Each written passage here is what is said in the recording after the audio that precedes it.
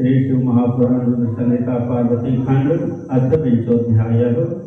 शिव की क्रोधाग्नि का बड़वा रूप धारण और ब्रह्मा द्वारा उसे समुद्र को समर्पित करना। नारदवाच विधे नेत्र समुद्र भूत वहनि ज्वाला हरस्य सा गता पुत्र बल त्वं तच्चरितम शशिमौलिनः। नारद जी बोले, हे विधे, भगवान हर के प्रति नेत्र से निकली हुई वह अग्नि की ज्वाला कहाँ गई? आप चंद्रशेखर के उस चरित्र को कहिए।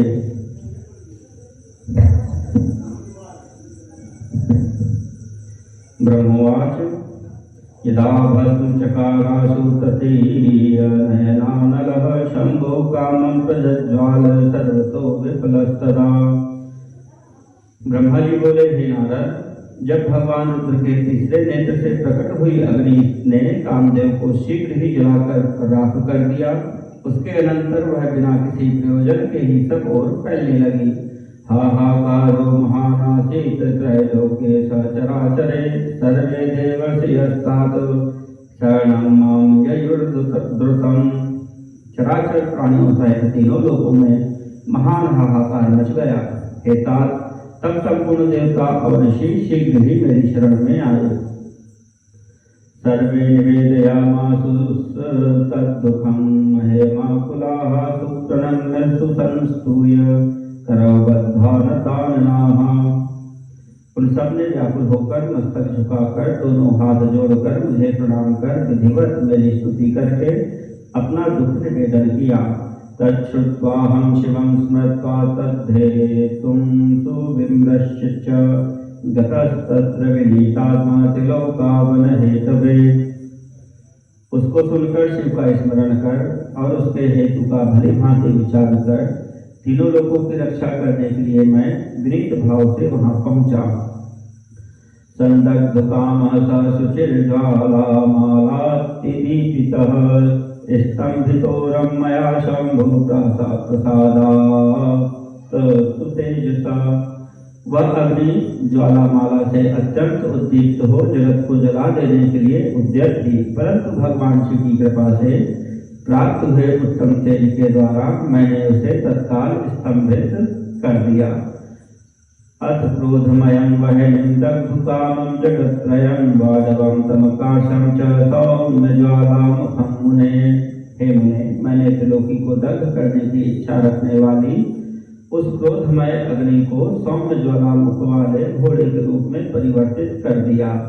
तं वाडवत्तनूमहं समादाय शिवेच्छया सागरं समगांडोपहिताय जगतां पतिः। भगवान शिव की इच्छा से उस वानव शरीर वाली अग्नि को लेकर जगतपति में लोकहित के लिए समुद्र के पास गया। आगतं मां समालोक्य सागरताञ्जलिर्मुने धृत्वा च पौरुषं रूपमागता सन्निधिं मम।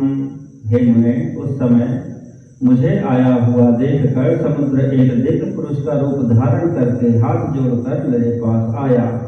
सुप्रणम्याथ मां सिंधु संस्तूय च यथाविधि स मामुवाच सुप्रीत्या सर्वलोक पितामहम्। मुझ संपूर्ण लोकों के पितामह की भली भांति स्तुति करके वह सिंधु मुझसे प्रसन्नतापूर्वक कहने लगा। सागरवाच किमर्थमागतोऽसि त्वं ब्रह्मन्नत्राखिलाधिपो तन्निर्देशय सुप्रीत्या मत्वा मां च स्वसेवकम्। सागर बोला, हे ब्रह्मन, हे सर्वेश्वर, आप यहाँ किस लिए आए हैं? मुझे अपना सेवक समझकर आप प्रीतिपूर्वक उसे कहिए। अथाहं सागर वचः श्रुत्वा प्रीति पुरस्सरं प्रोवाचं शंकरं स्मृत्वा लौकिकं हितमावहन्। सागर की बात सुनकर शंकर का स्मरण करके लोकहित का ध्यान रखते हुए मैं उससे प्रसन्नतापूर्वक कहने लगा। ब्रह्मोवाच शृणुतात महाधीमन् सर्वलोकहितावः वच्म्यहं प्रीतितः सिंधो शिवेच्छा प्रेरितो हृदा।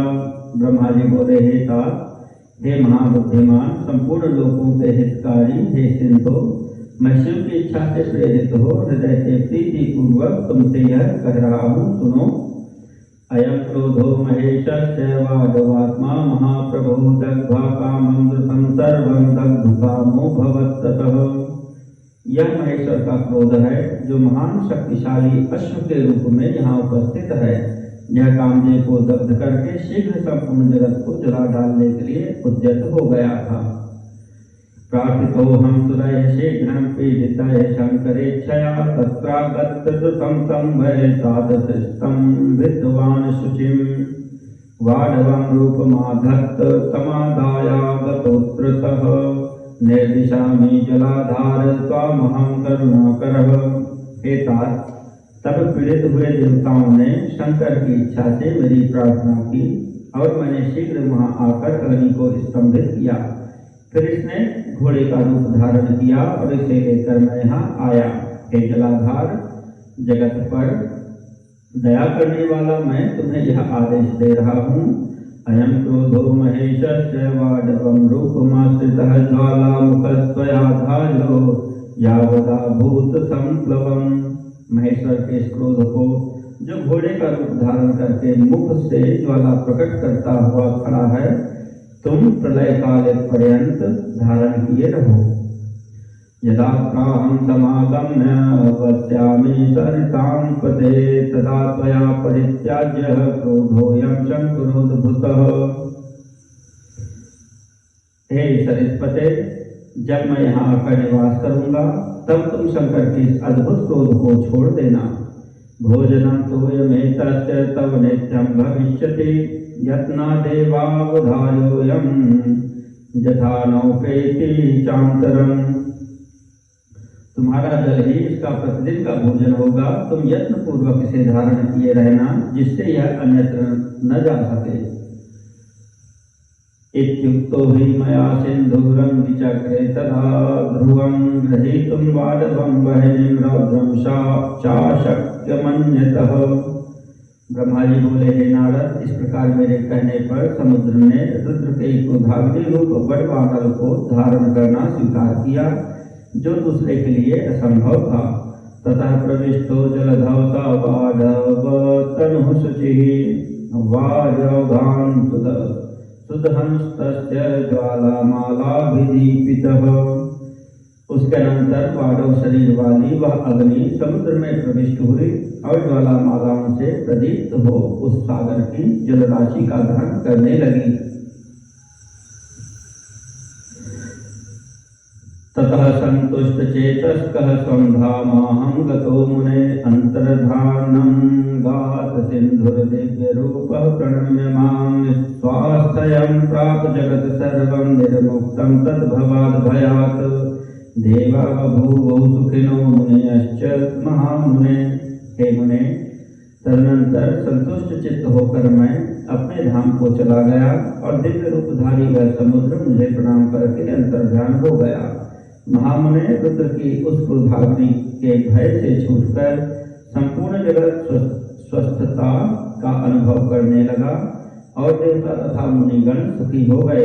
इति श्री शिव महापुराणे द्वितीयायां रुद्र संहितायां तृतीये पार्वती खंडे वडवानल चरित वर्णन नाम विंशोऽध्यायः।